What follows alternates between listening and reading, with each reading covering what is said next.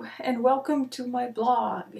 So, my name is Miriam and I live in Canada, and I started this blog to share some of my experiences of being pregnant in Canada. Um, I'm hoping that I will be able to share a lot of my own little experiences, and hopefully you have some other suggestions that you might have found more helpful. So I'm always open to comments and video responses if you prefer. I'm gonna have those videos uploaded both in my blog and on YouTube, so whichever way you prefer to watch them, feel free to sign to my channel. So my experience has been so far pretty good. I am on my 29th week right now.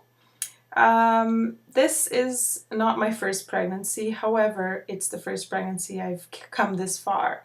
Unfortunately, my first pregnancy that happened last year resulted in a miscarriage, so that was a really difficult moment for me and my husband. And but luckily, soon after, so about 3 months after the miscarriage, we got pregnant again. So this time it seems like everything is going well because I'm fairly far into the pregnancy now. So according to what I've been reading all over the place, at this point, even if I had the baby right now, there would be a 90% chance of survival, so that's pretty good. But it doesn't look like I'm going to be going into labor anytime soon. It looks like everything is fairly normal, and from what I can tell, it should be a full-term pregnancy. We're expecting a boy. We decided to find out, and for a while we thought, oh, we should keep it a secret because who knows, it could always be they could get it wrong or something like that, and then everybody kind of expects a boy, and you get all those boy gifts, and then it turns out to be a girl.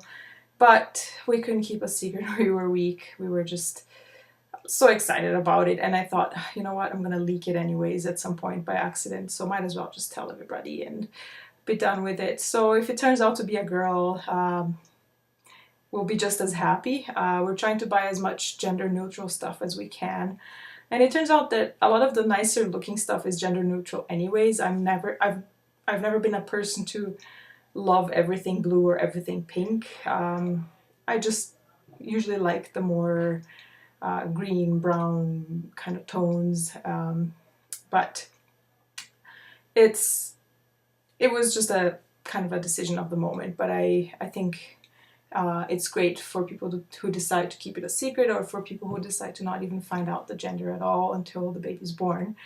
So whatever you guys think is the best. Of course, everybody's different, and different things work for everybody. So that's what we decided. We also already decided on a name, but we're keeping the name a secret. That one we're trying to be very strong about because there's a few reasons.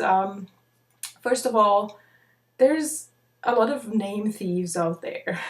If you're like me and you're in your early 30s or late 20s, I'm in my early 30s, unfortunately.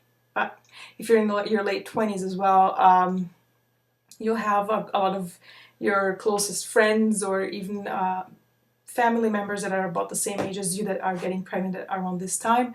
There's a lot of people that decide to have kids at around this age. So there's going to be lots of people out there that are not very creative, and they like to steal other people's ideas for names. So we decided that by keeping a secret, even if somebody does pick the same name as us, at least we know they truly picked that name and it was not just a copycat. So we preferred it that way, and also we didn't want to hear any rude comments or remarks that somebody doesn't like that name because of this or that reason. And I'm like, you know what, I don't want to know if you don't like my name. And after the baby's born, people tend to hold those things back a little bit more, at least, because then they feel there's nothing they can do about it. But I've seen friends telling their name ideas before the baby was born, and they had to hear all sorts of kind of rude comments or remarks about that. And I'm like, no, I don't want anybody ruining it for me, and I think I'm better off not knowing what people think about it. And the other reason is you might change your mind. Like, the baby might come out and you look at that face and it's like, huh, you know what? I think this name won't work for him or her, and you might change your mind. And that way you're open to that change because nobody knows about it and it's not set on stone. Not that it is anyways, but it just makes it easier to change your mind when nobody else really knows about it. So for now, it's just me and my husband. We know what we kind of like, and who knows, maybe we'll change it too. And yeah, so far that's it. Oh, as far as symptoms go, I have been lucky and very unlucky on the other hand. I've been very lucky in the way that I didn't have any morning sickness whatsoever, ever during my whole pregnancy. So that was awesome. So my first months I was very fatigued, very tired, but no morning sickness, so that helped a lot with coping with the first few months. And a symptom that appeared quite early, I think it started happening already late in my first trimester, was something that is called pubis symphysis disorder, or dysfunction, sorry. So what it is that the pubic bones in your hips, they kind of sit like that, and the part of the tip of my fingers there that is touching, that's called the symphysis. And that's usually very well held together by ligaments, but with your pregnancy, those ligaments, they loosen up.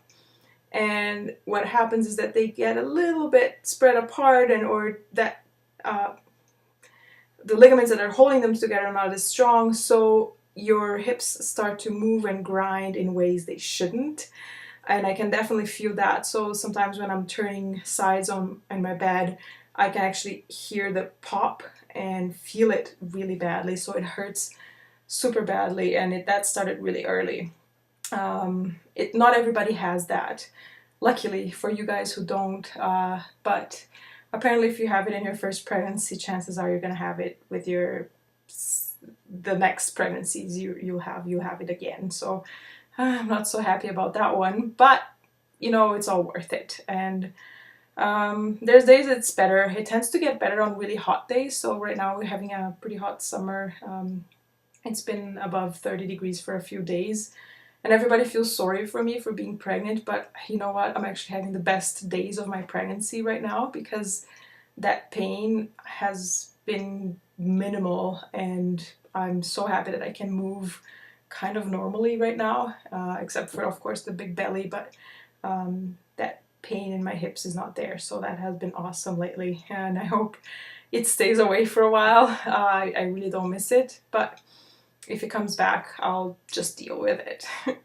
Anyways, that's it for symptoms and impressions. I will keep you posted, so I'll have those videos up on YouTube and on my blog, so whichever way you prefer to watch them, feel free. And please comment and share your own experiences or anything you would like, or if you have any suggestions on how I can improve this, they're all welcome. So you go, girls who are expecting or trying to conceive. And if you're trying and it's been difficult, hang in there.